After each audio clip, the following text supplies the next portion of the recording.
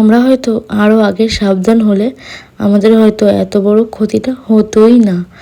কি আর করব, কপালে আছে ক্ষতি, তাই না? এখন গুড মর্নিং বলবো না গুড আফটারনুন বলবো কিচ্ছু বুঝতে পারছি না।